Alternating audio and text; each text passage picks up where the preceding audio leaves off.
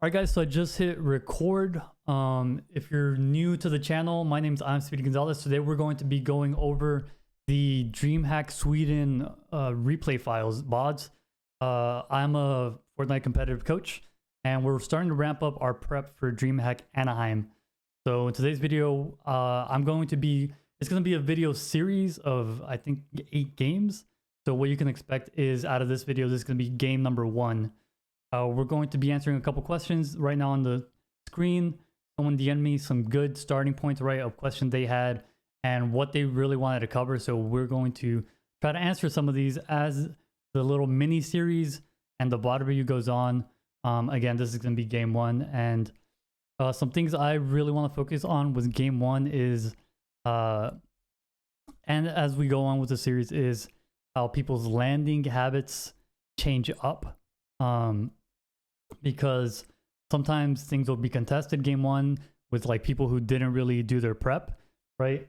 And you know, if you didn't do your prep and you land on someone and like you accidentally end up contesting someone, then you know you did something very, very wrong ahead of time, right? So like if you're not doing your prep and you're like contesting in a solo, like, you know, Drop a little early. Is there anything else you wanted to say? Yeah. I want to say, Toronto needs to turn the CN Tower gold tomorrow. I'm chrome and gold. Are you stupid? Are you dumb? yeah, so are you stupid or are you dumb? Right? You gotta prep people. You gotta know who's landing around you, know your neighbors. You gotta know. So that's what we're gonna be doing today. We're going to be diving into it a little bit. I did manage to like get game number 1 a little bit recorded. We're going to go into that a little bit. Already waffling. Yeah, I've been accused of waffling. So this is game 1, the overview map of DreamHack Sweden. Watch my POV. I'm not really going to be watching POVs yet. Right now I want to focus on the landing split, the landing maps. Yeah, I haven't done a morning coffee episode on the 90 plus solo routes that we did. So very quickly, extremely quickly.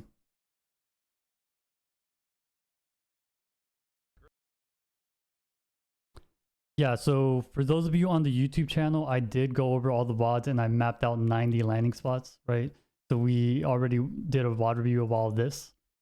These are the 90 landing spots. You can find it on my Twitter. It's pinned up top. And it literally covers where everyone landed during DreamHack Sweden and some potential routes. I'm gonna just have that open in the background. But with game number 1, guys, it's and we're gonna get into it now. It becomes awkward, right? Because like these guys right here are fighting each other. For example, these guys right here are landing on each other.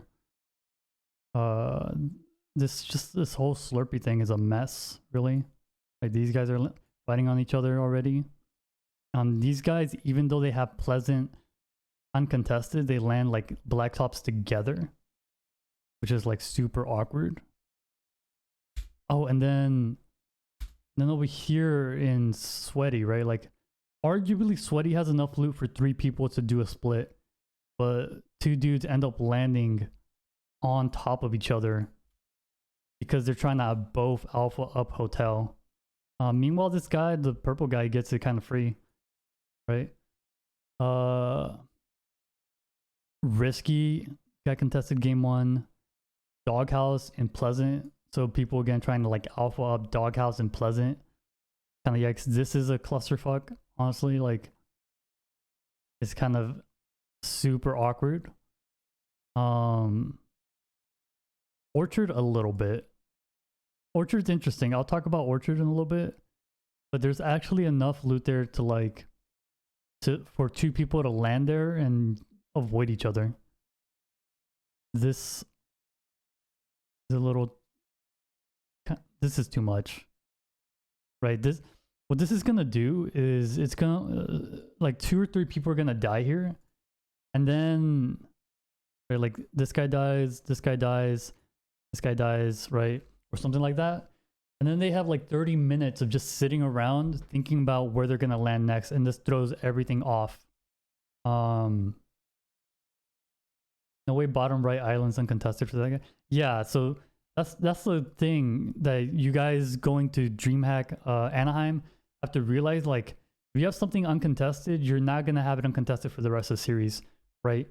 What color should I do? Yeah, I'm just gonna do like this guy dies, and these two guys sit in the lobby, and all they have to do is like pull up a replay and be like, wow, this is uncontested. I'm gonna land there next game, right? And then one less guy lands lazy, and then he starts landing down there, right? So places like that, or this bottom right island. I'm actually gonna play it a little bit.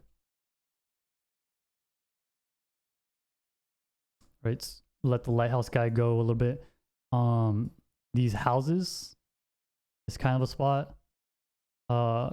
This whole area was a spot that I think people were looking at, and I'm just gonna mark Salty a little bit yellow because they did have the opportunity to fight each other. Surprisingly, no one landed at this bridge game one.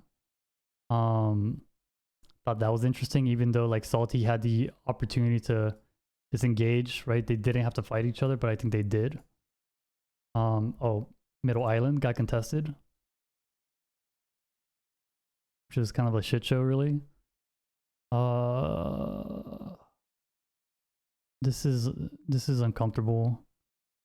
Yeah, this guy kind of got it like he got. I don't know if military went to waterfall, but like this guy right here is kind of interesting. Houses northeast of Hollier Stack here. Yeah, these are pretty solid. The problem is if you don't claim your territory early game one, and you don't have this presence on the map, right? Let's do an example. If you're not this guy, right? If this guy claimed this island basically game one by landing there, right? So now these guys over here in Lazy Lake pull up the map and they look over here, and this guy's here, so they don't even spend 2 seconds looking at this island, right? They don't even spend 2 seconds looking at that island because it's already claimed game one. Yeah, this guy, I'm not sure what this guy's doing. Because I'm pretty sure he was supposed to have this free, this whole area free game one, so that's interesting. Oh yeah, this too. This is fucked. This is bad. Yeah. Slurp truck. Yeah. This guy definitely landed on the slurp truck. I know that. This guy right here, right? So yeah, just kind of looking at this, right? Like the purple's the stuff that has potential for more people to really scout. I should remove this one over here, right? Because here you're really, what I'm looking at is this waterfall, right? Like who's going here? Because this guy can potentially just like do this little jig right here, right? Like he doesn't need waterfall. So I'm kind of interested in waterfall a little bit. So yeah, everything purple game one was kind of open. This guy, what the hell? Yeah, Craggy got uncontested. These guys are super good, right? Like Holly, I think is enough for 2 people to like land there and just leave each other alone. I'm gonna yellow out Slurpee, dude. Slurpee gives me anxiety. Oh. This is exactly why solos is unviable, says Policy W. Yeah, the thing is, here, let me do a clip of this, and then we'll have it so that I could talk about the other thing. Okay, we have that. The thing is, squads here. The reason why solos is so hard is like squads, right? Uh, you can share your inventory and you can like hedge the RNG through 4 people, right? Um, how do I describe this?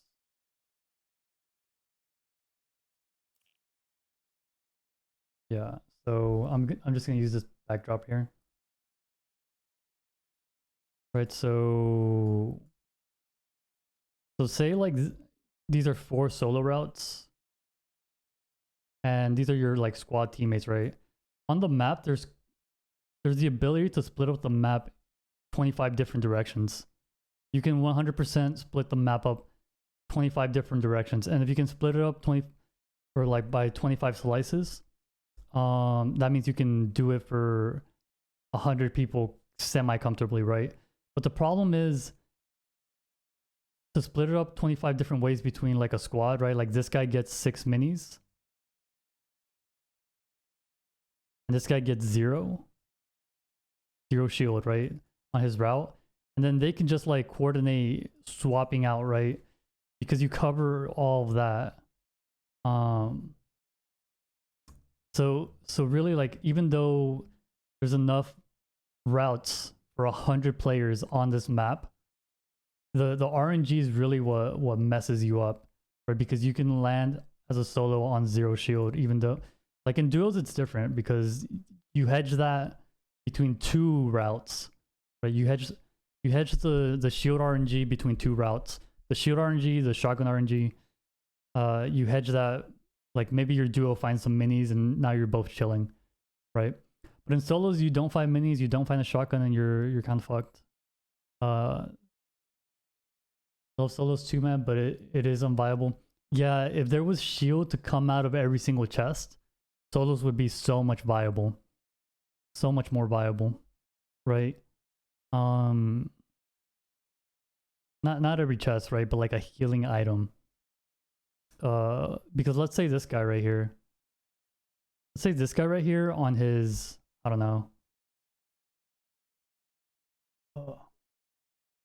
Is it like 3 chests?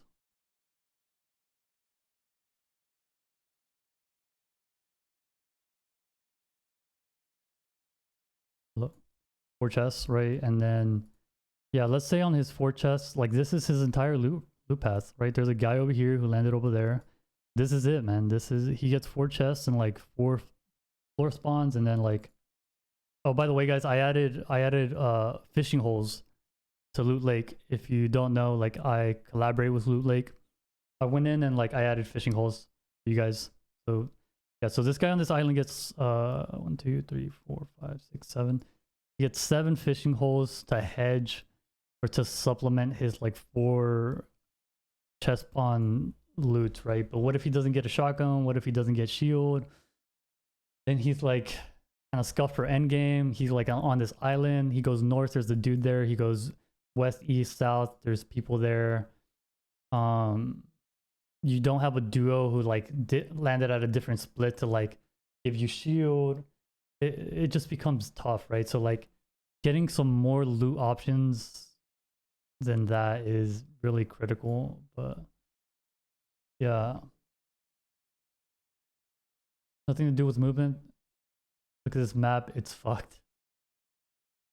People are contesting the lamest shit. Yeah, I mean like even though you contest some good stuff, it's kind of ass, right? Because like say you contest here, right? It's then one of you dies, and then or like if you contest, I think these guys, the people that originally landed here on the center island,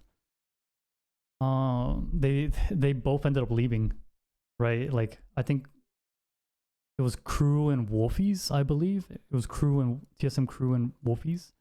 I think like one of them started going here, and then I don't know, like Wolfie started griefing people over here, like at Slurpee, towards the end of DreamHack, right? So really finding that spot early on, I feel like, yeah, where's so actually I'm gonna I'm gonna save this to my Discord and then we'll keep going. So I have this. Okay, so I have that saved. Yeah, and then I don't want fishing rod, some chest. Yeah.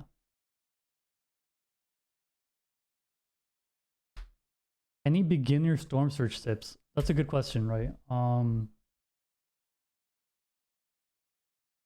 Let me.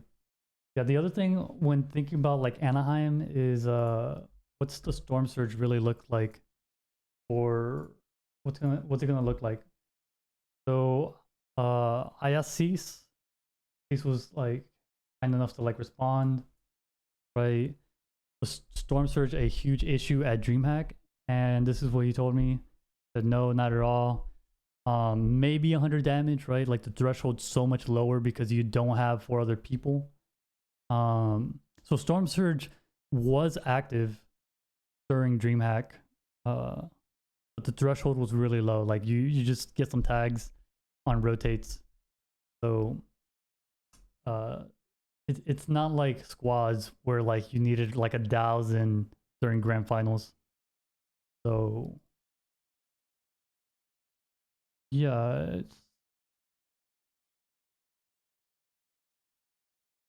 Storm Surge is necessary though. Yeah, so I'm actually gonna pause this. So now that we went through that, I'm gonna actually pull up the actual VOD. And we're gonna see how the trends go, man. Because honestly, if I'm talking about this, specifically, if I'm being very open and honest with you guys, my viewers on YouTube and on Twitch, like I would not recommend people to even think about any of the yellow spots. And I wouldn't even say the purple spots, or like this is just what we learned from this particular game. But I would honestly just like look at claiming some of the things I didn't mark, right? Because the people from the yellow spots will go to the purple spots is what I'm thinking. But everything that's not currently marked. Oh, and then this shit. I forgot to mark this shit. Oh my god. Yeah, everything that's not currently marked are spots where people did something correct. Yeah, except maybe, I don't know, maybe these two. I don't know what they're thinking. Yeah, so everything that's not marked right is someone that did something kind of okay. And then this, they did something kind of right. Yeah, what does it mean? Yellow's contested, purple is like if I died game 1, what would I be looking at on the replay files? It would be like everything in purple. Those stuff that was open and available. That's probably going to get contested as the series goes on.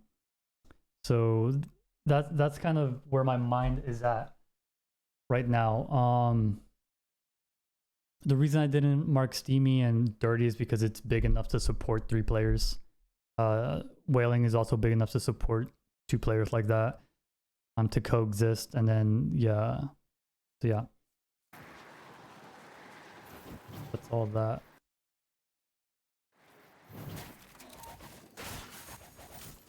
So this is Wolfie's PSM crew fight, right? Which is again like Middle Island, so many people want the fish around there that they're gonna contest. So I would almost rule it out as like a decent spot. Because if you have to fight for it, then it's not worth it. If you have to fight for it out of 8 games, it's just gonna be very unviable. What happened to... Okay, so Cease disengaged. And then there was this guy, right? This is the castle, right? It's... If someone lands on the castle and you guys don't fight, it's also not ideal, right? It's this guy Ravi, he wants to live, he wants to survive, he wants to get to endgame, and because of that, he gets whatever loot he can scavenge and dips. And then they just don't fight each other, and then it takes way too long. When was this? Just like a month or two ago. Yeah, so this guy doesn't want to fight and disengaging, but there's not enough loot there to support 2 people, unfortunately. And then he runs into this guy. So you're really pinched between the container, the guy who's looting containers, and there's really nowhere to disengage. You have to take the fight at castle. It's you just can't escape it, really. So if you were thinking of landing castle, just know that like there's no option really to disengage. If you land castle, you're committed to the spawn fight. Yeah, so he died because again there's nowhere for him to go. Who else? And then everyone, if you're also thinking of landing over here at the like the Slurpee area, which is kind of ass because of just, I mean, yeah, again, if you're gonna land at some of these like really low TTK areas, like that have like low time to kills, like, you know, here and here, then actually take the fight, I would say, or don't land there at all. Because if you choose to disengage, there's not enough wiggle room for you to do so. Everything's already taken in solos. You have to take the fight. In those spots particularly, I'm sure there's others. But like if you're just looking at this guy, he's rotating into like nothing really. Maybe he can make, I don't know, maybe he could thread the needle. Right? Get some fishing, thread the needle, avoid other people.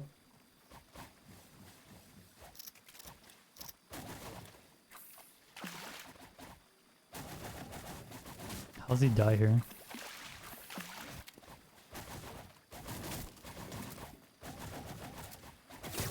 He got sniped. Yeah. Because his south and his, like every direction is, there's an opponent.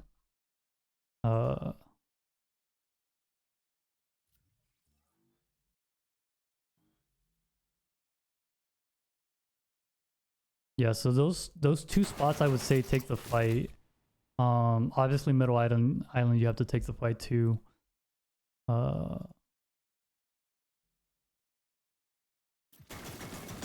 What else? Yeah, those were the 2. What happened over here? I'm curious. I'm actually really curious what happened down here. This is a pretty decent landing spot. Oh, so this guy just got the most shambles loot ever. Tatsuko. Interesting.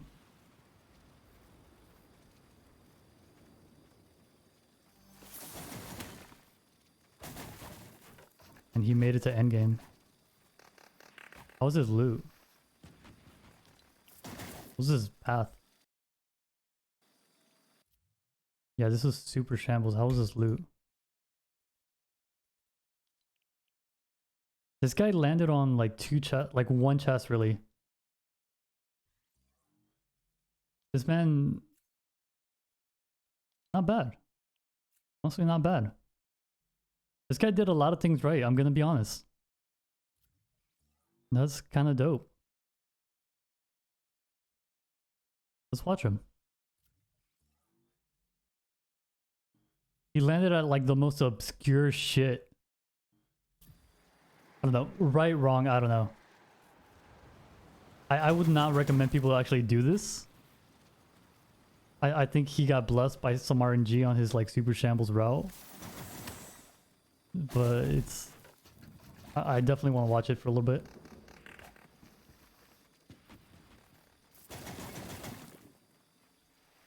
Pretty sure left eye gets pretty stacked and dies to Storm Surge. Yeah. He got lucky a couple times. He ran into people. Okay, so we got 3 chests. And that's it. Then he got some leftover loot, which shouldn't have been there because there's a guy who already went through here. Right, it was I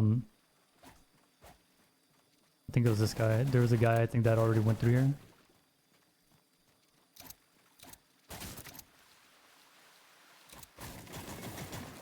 Yeah, and then that's pretty much it. It's not bad, but he got blessed with those minis.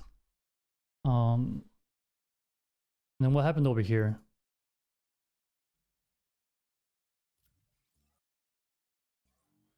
Left side's a really smart player who rotates are insane. Yeah. Yeah, left side's rotates taught the community a lot. Like, yeah, for those of you guys on YouTube, you probably have no idea what we're talking about. Because I didn't upload like the 5-hour VOD. The left side basically like landed here. Let me do a better color. Landed on the triple chest sometime, or like the triple thing or whatever. Then like he slid down here, he went here, and then he like looted all this coast. And then he would like fish this entire coast. He would hit all the campfires down here, and he would just sit and storm until it was 5-tick. And it was like a guaranteed way of avoiding people. Mid-game fights, like guaranteed, no one's gonna like run into you. What do you do for this circle?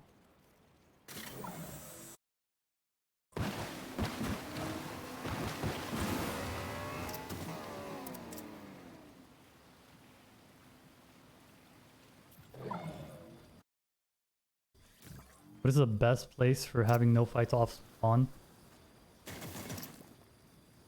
It's a myth. It's a myth to get something uncontested unless you do some really good prep work beforehand to make sure that your spot's uncontested at a LAN.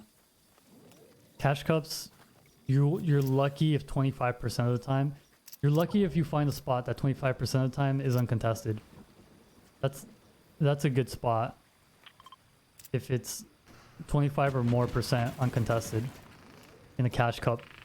Because what's happening now is like so many people are just, they have the tools to, and they have some better knowledge, right? Like everyone has loot lake.info, they know about it. And they look at it and they're like, okay, here's a possible route. I don't think anyone will really think about it. But then like 100 other people had the same thought. So now that spot's really not even good. Because everyone thinks they're like the greatest shambles loop pathers in the world, right? So that's kind of what I've been seeing this season. Spots with good bailout options, yeah. So this mountain was a really good one. Because you either go here, or you go here, or you land on that single chest. And if you land here, you can go north, or you can go to Camp Cod. That's just one example. I'm not gonna. The problem here is like a lot of people don't know how to make it work, so they just don't know how to make it work. Yeah, there's a lot of stuff, right? Like waterfall, etc. People get mad when I specifically talk about specific landing spots, but I kind of have to because that's what this stream is. So I'm gonna get like crucified in the comment section or like in Twitch chat, like you're showing my spot or whatever. But it's kind of the like that kind of honesty is kind of the nature of my stream. I don't know. Like I feel like my viewers are pretty smart, and you guys have already seen all of this stuff, so I don't know. All right. So that was all the early game stuff from game 1. A couple questions that I want to ask about DreamHack Anaheim. Number 1, right? I'm gonna back it up here. Actually, yeah, I'm gonna back it up here. And I'm gonna talk about coastal rotates because not a lot of people actually did it. Here, maybe it's better if I pull this up and then I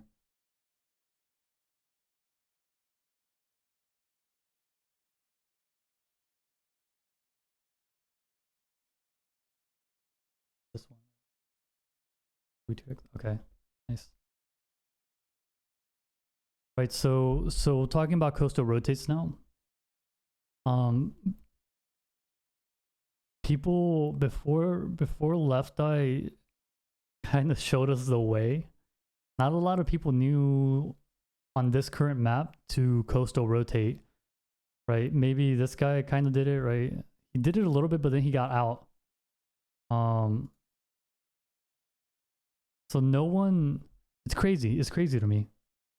It's crazy to me that no one did this to Deadside. Camp Cod didn't do this, right? I think that's going to be the biggest difference between Sweden and Anaheim is people are going to be a little bit smarter if they weren't already. And then yeah, everyone just kind of just didn't take advantage of that, right? Like, this is a good example. Probably the best example is this guy. Like, what did he do? He went up the river, dude. He went up the river into Lazy. And then he's here. And then the zone's up here. Yeah, I don't know if you guys saw this. Let me pull it up. It's like posted on the comp Reddit or whatever. Yeah, so someone posted this on the comp Reddit, and with circles like this, it tends to pull more towards the water, right? Which just makes, like, coastal rotates are already strong, and then this makes them stronger.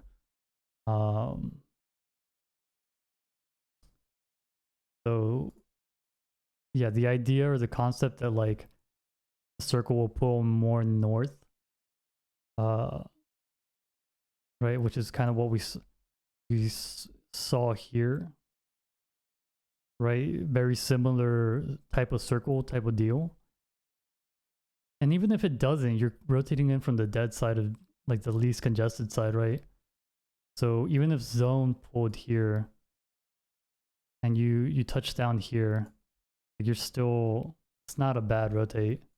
That's why I'm a fan of like not landing anywhere landlocked personally, but and like landing on boats and having that option. But yeah, all right. So that's coastal rotates.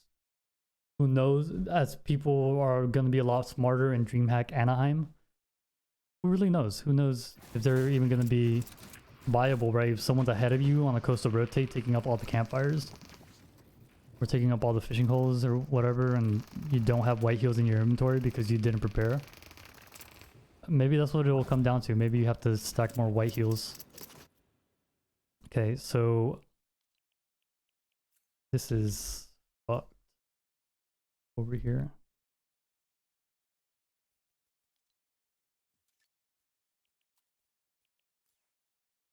This whole south side is just fucked, dude.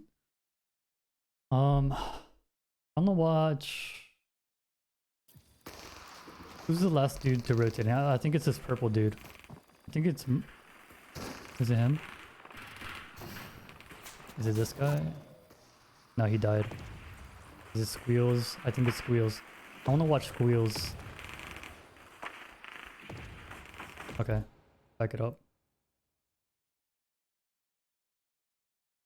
Was it Squeals?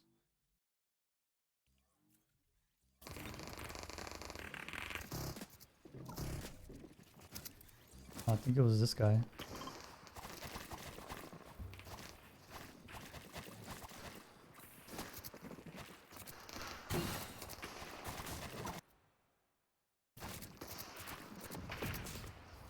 Is that guy? Maybe it's this guy.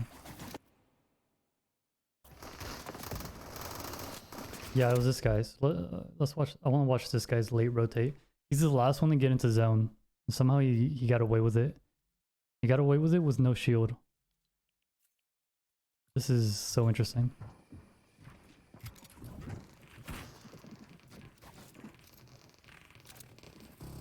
So he has 0 shield and he like late rotated 4th into 5th. And he did it for free. He didn't get tagged. He just got in.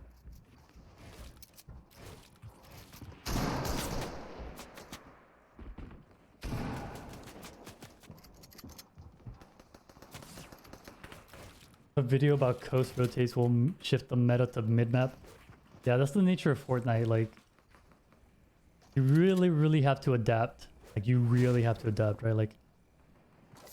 Like if everyone all of a sudden thinks coastal rotates are meta, then landlocked rotates become meta, right? And then it's just like a back and forth. It really is. It really is like that.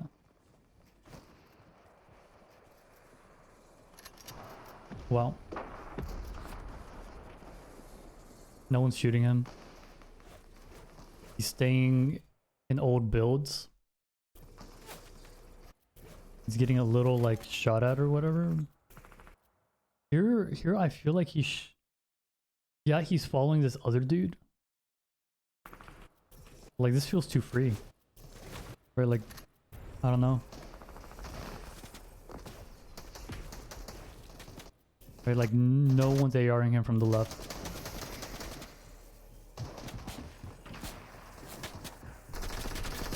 Yeah, so now that he finally gets in, he gets more pressure on him.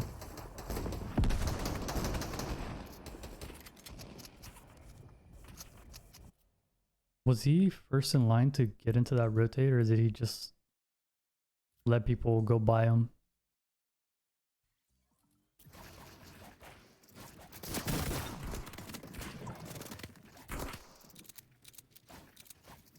He's using old builds to be fair, and they're metal. Yeah.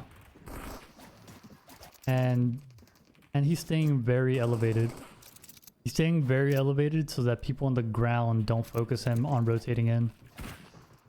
So the only people that can really focus him aren't the people that rotated in front of him. It's the people somewhere else in zone already built up. Okay, so he's...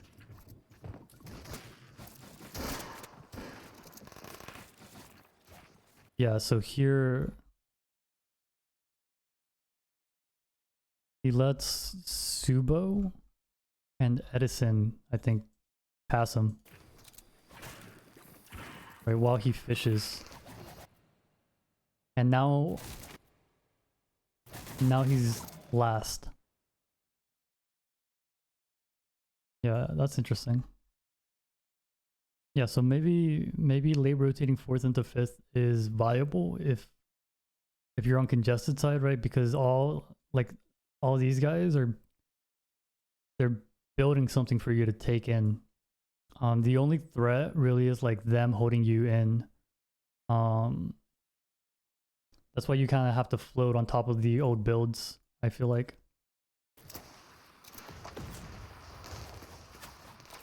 We'll see. I'll continue. I'll continue.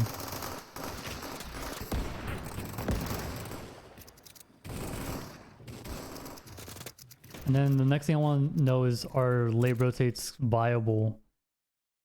Right, like, you know, the people here, is it viable for them to late rotate here?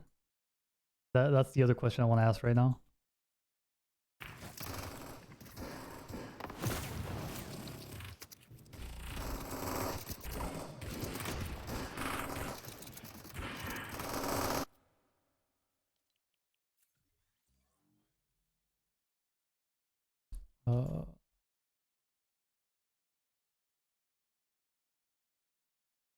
Okay, so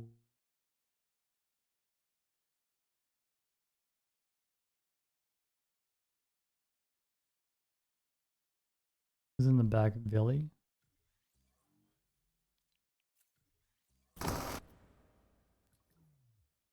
So Billy, I think Billy's the farthest guy in the back. Billy right now is the farthest guy in the back. How did he die? He stacked. He runs into this dude. Why is this dude fighting him? This dude has 9 builds. Wow. Okay, so now Edison's late rotating. Right? One flopper. Definitely shouldn't have stayed in storm that long with only one flopper. And now he ran into that other guy.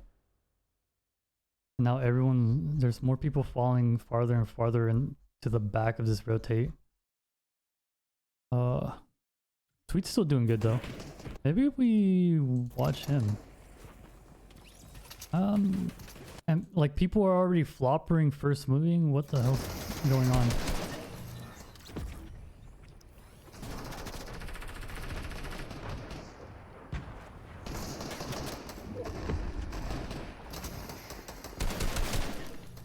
So Aqua's playing floppers already.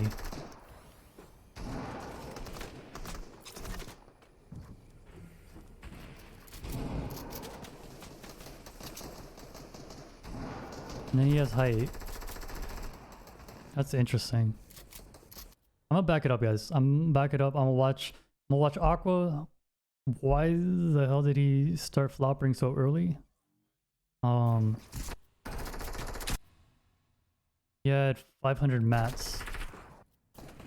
Okay.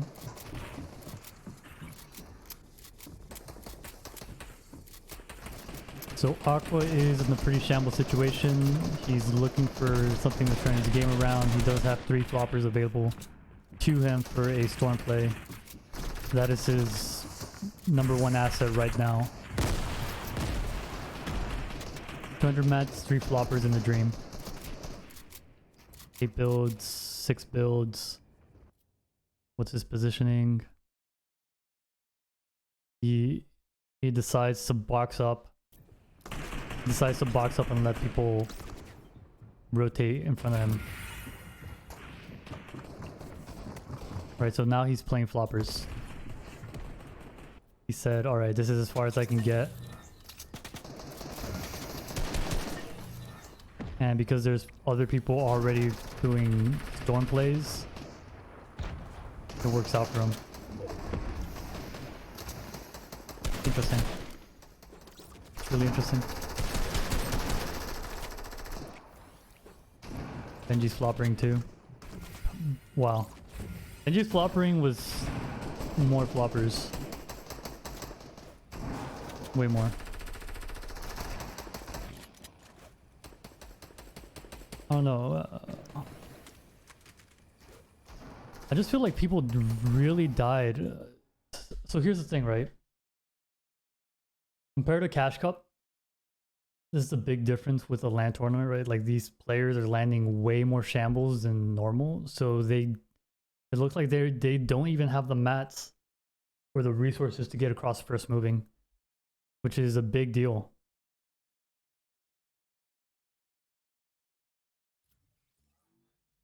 It's a huge deal. Like Aqua couldn't even make it to first moving, and like think about this too, right? Like how can I scroll out? Aqua landed here. Aqua landed there, and Zone was here, and this man had 500 mats first moving. Like that's how shambles these solos in Anaheim might be. There's no boss to refresh kills. Yeah. So I wanted to watch ITHR Sweet, and then we're gonna wrap up game 1, the VOD review, and then like end the recording, and then hop into like game 2 afterwards. But I'm learning a lot. I'm answering a lot of questions that I had in the back of my head.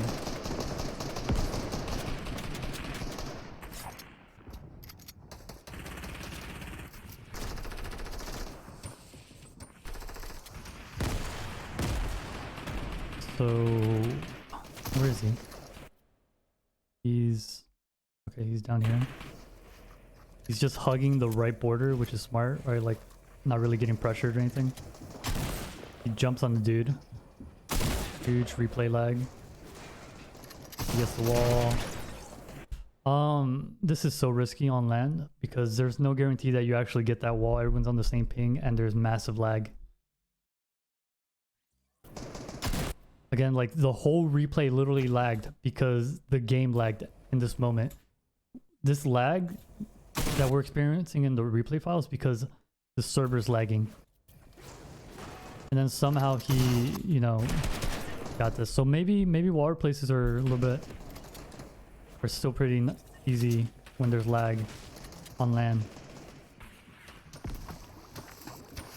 Right, because the other guy's lagging too and his builds are lagging. If he doesn't get the water place or the turbo build.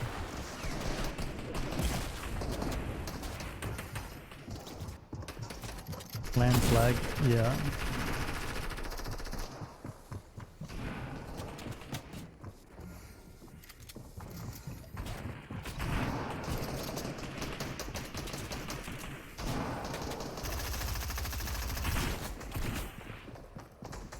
Okay. And then we're obviously going to watch the winner's POV.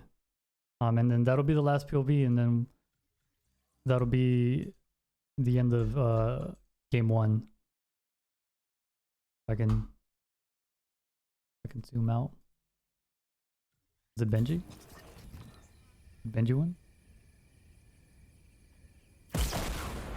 Benji landed lazy and he got a lot of frags leading up to this.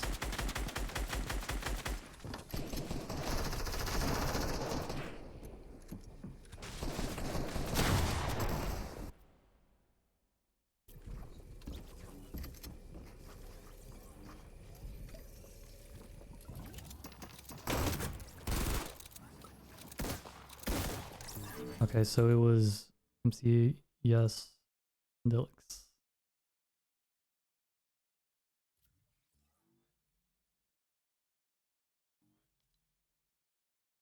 So what do you do right this whole game?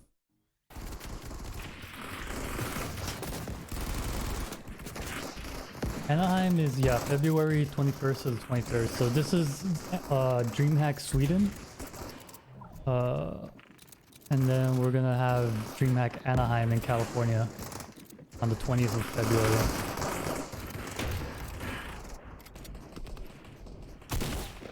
And I know everyone wants to watch Benji, right? Like Benji's incredible. Everyone wants to watch like his POV. Like I don't know what we can learn off of a man that got 8 floppers, right? Like he killed someone mid-game. We could watch his mid-game fight. Honestly, I'm down.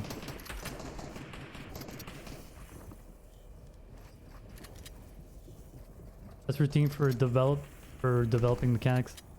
I'll be releasing one soon. I talked about it previously. The reason it's taking so long is because I'm collecting a lot of clips and gathering information behind the scenes. And when I do release it, I want it to be done right.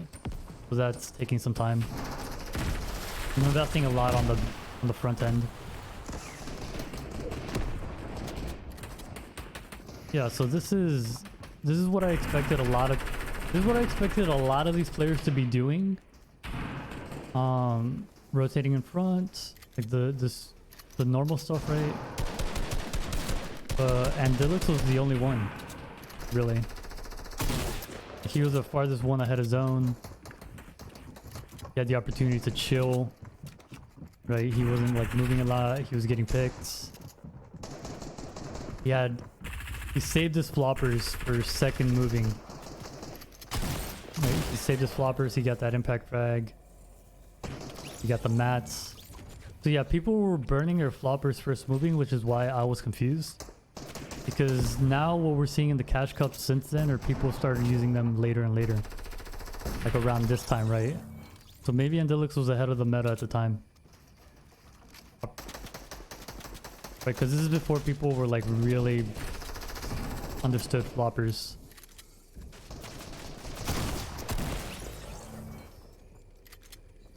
Yeah, so it's kind of typical of what we see nowadays.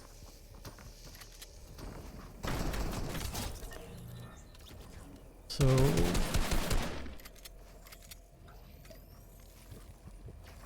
I almost want to disregard like everyone who used floppers first moving.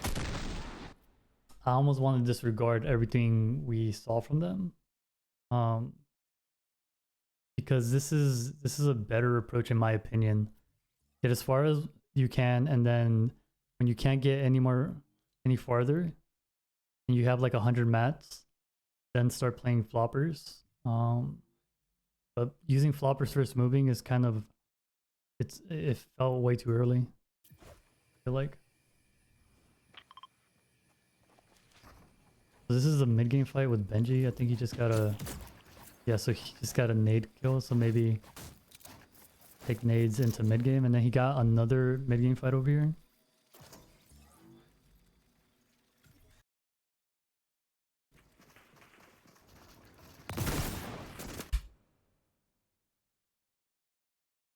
What?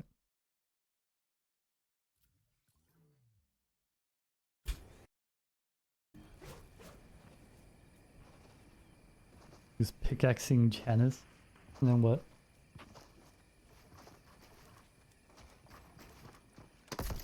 Oh my god. No way.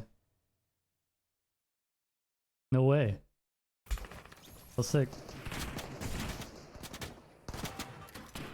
That guy messed up. Learn from that guy. Make sure you put a floor down in your box. Learn from that guy's mistake. If you guys make that mistake at Anaheim, I'm gonna be pissed.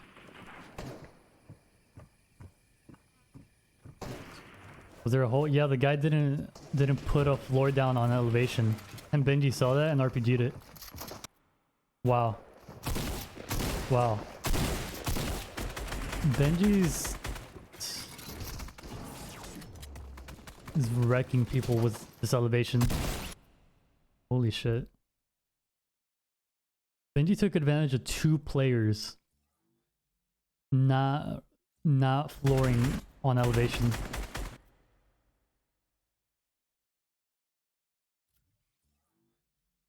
That's crazy.